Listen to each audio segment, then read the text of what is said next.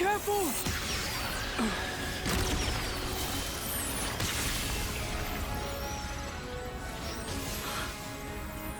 I like your attitude, kiddo. Even though Xenoblade Chronicles 3 Future Redeemed is a prequel to 3 in terms of timeline, it really is the thematic conclusion to everything so far. The series has always been about building towards a better future without forgetting the past or thinking only of the present. You can even see this idea in Future Redeemed's party. The Kevis and Agnes soldiers, Nicole and Glimmer, they represent the present. Shulk and Rex obviously represent the past as previous protagonists, and Matthew and A, they represent the future. These pairs all intermingle throughout the story with some great character development for everyone. Shulk and Rex bond over the struggles of being parents. Nicole and Glimmer discover that there's more to life than endless war, and Matthew charges relentlessly forward while A gets him to think things through a bit. There's a ton of fan service here, but again, it's mostly doing its own thing like the base game. Still, it's incredibly cool to see a lot of what happens later on in the game as a superfan, even if part of me wishes it had more time to really further develop all these themes, and I now realize that 3's ending feels a little bit more rushed in retrospect as well. I'm Ron Burke, Editor-in-Chief for GamingTrend.com, and this is our review of Xenoblade Chronicles 3, Future Redeemed. Less of the lectures. The word you should have used is fewer. Grammar matters. Future Redeemed plays very similarly to the base game, so I'll skip the basic explanations of battle. The main difference here is the lack of class changing and the fact that the party hasn't realized the full potential of the Ouroboros yet. When fusing arts, instead of both effects activating simultaneously, you may get an entirely different art. For example, without fusion, Matthew's Mighty Strike deals more damage when attacking from the front, and Energy Boost just grants him the power to charge buff. When fused, both of these things still happen, but he also inflicts knockback and gains fast charge. One of my favorite combinations involves Rex's arts gaining Break and Topple at the same time, letting him perform an entire driver combo all by himself. In lieu of interlinking, you can pair up characters for unity attacks. These serve as a finisher for your driver combo after you break, topple, and launch an enemy. A unity attack can have different effects depending on who you pair together, and not just in the final effect of bursting, smashing, or knocking back the enemy. For example, Rex and Glimmer together will give the party a critical hit buff, while Matthew and Shulk's attack starts at 70% charge instead of having to build from scratch by canceling arts. It's not quite as interesting as interlinking, but it's not overpowered either and serves more so to complement the rest of the battle system rather than a get-out-of-jail-free card. Your party is much more limited here.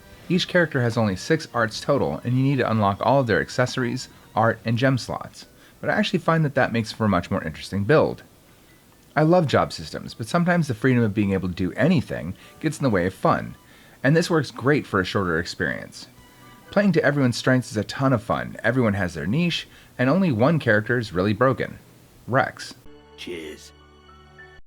As expected of the Master Driver, he can dual spin edge with the art recharging with every crit until the cows come home, or he takes enough aggro and dies.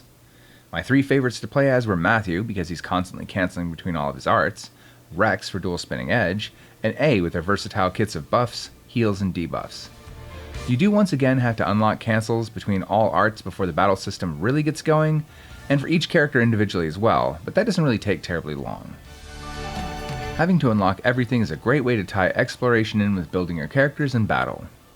The party will still gain XP and levels as you fight, complete quests, and discover landmarks, but your more substantial growth comes from finding unlock kits and spending points in affinity growth.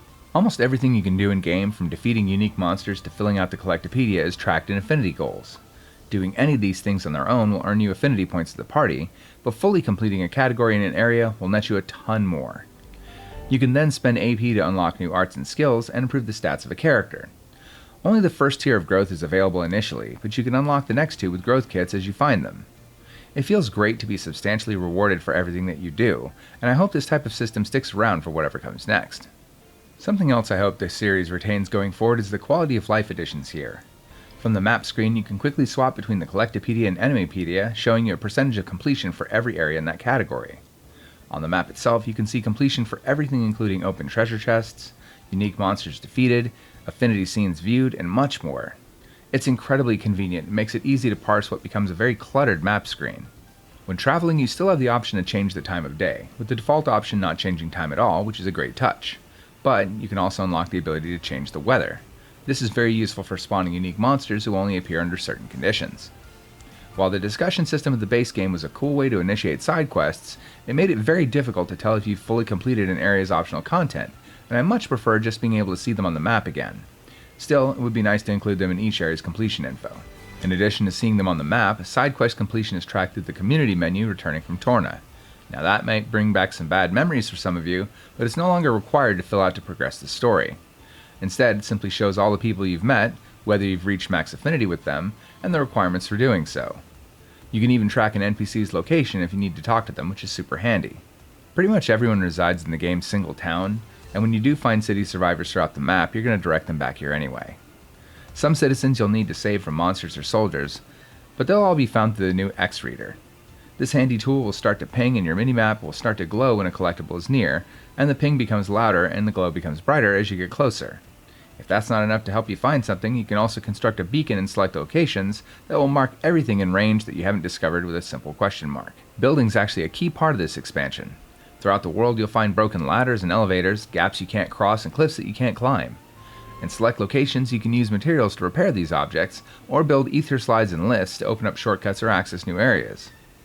It's great having another use for all that junk you collect throughout the game other than side quests, weapon upgrades, and the Collectopedia, though if this feature returns, I'd like to see it be a little bit less restrictive. I enjoy the system as it is now, and I don't want it to become Minecraft or something, but being able to create my own shortcut at least would be super cool. More interconnected and alive. While there are still swaths of empty space, individual locations are a bit smaller than normal, and more packed with things to do and more interesting level design. It's a nice change of pace, and with vistas just as gorgeous as every other game in this series. As expected, the music is also amazing. In particular, the battle theme and final boss are my favorite tracks. Overall, I think I actually like Future Redeemed more than the base game. I loved 3 with its heartfelt love story and open-ended combat system, but the tighter experience here combined with the marked improvement on most of what the base game did just puts it a step above. On top of that, I adore the new party, despite the shorter runtime, and as a massive fan of the rest of the series, the references, returning characters with new arcs, and revelations just tie everything together so well. Xenoblade Chronicles 3 Future Redeemed is a fantastic addition to the Xenoblade Chronicles saga. It ties up the story so far with a nice thematic bow, with equal amounts of new additions and returning favorites. The combat system is tighter and incredibly satisfying, and it's even tied to exploration to make you feel like you're always growing. Once again, I can't wait to see what Monolith Soft cooks up next. Then you must judge for yourself what to do afterwards. Score 95 out of 100.